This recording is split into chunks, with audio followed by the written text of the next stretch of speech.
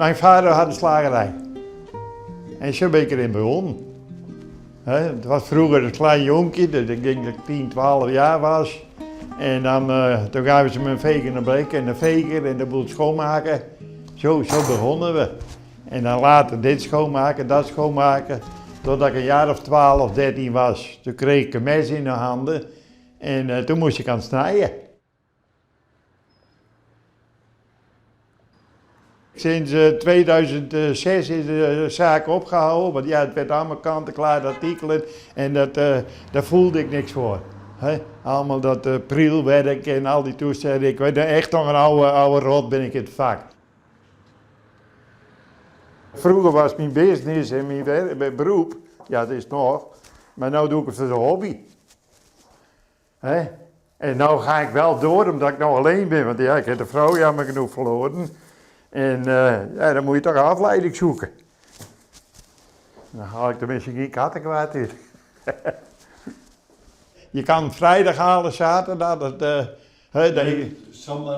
we houden het op maandag. Prima. Dan leggen ze klaar en je weet hem te vinden.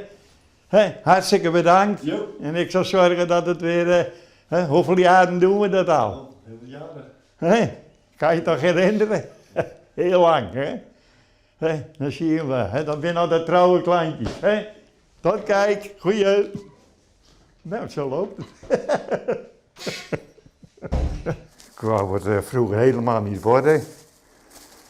Maar ja, mijn moeder die is vroeger grootgebracht op de scootjes. Die moesten daar met een heel gezin turf halen uit Drenthe.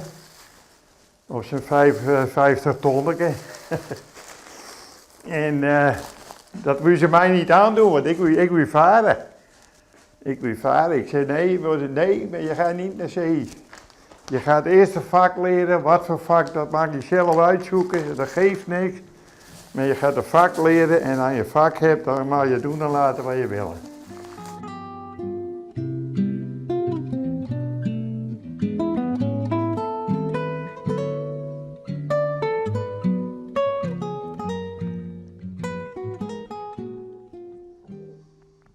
Ik heb een jaar op zee varen, ja.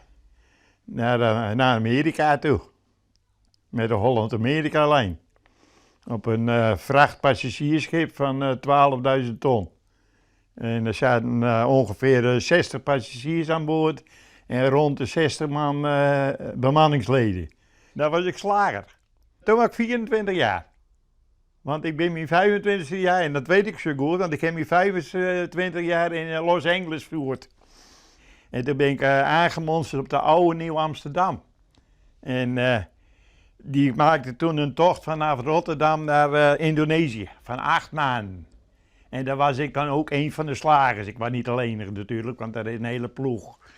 En daar werd ik op aangemonsterd. Nou, en dat was ook de bedoeling. Maar ja, toen kwam ik thuis. En toen zag ik de situatie van mijn vader, want die was ziek. Maar die was veel zieker dan dat ik gedacht had. Ik dacht, jongens, dit komt niet goed. Ik ga zeker 8 maanden weggaan, dat redt die man niet. Dus om mijn ouders een plezier te doen, heb ik gezegd, ik ga morgen weer naar Rotterdam toe, maar ik kom vanavond wel thuis. En dat ik ook deed, ik ging naar Rotterdam in ontslag geven. Ik zei, ik neem de zaak van mijn vader over, dan weet hij in ieder geval dat hij niet voor niks staat te werken. En dat is zo gebeurd, en ja, dan rol je automatisch door. Nou, dat doe ik nu al meer dan 50, 60 jaar. En het bevalt me nog heel goed.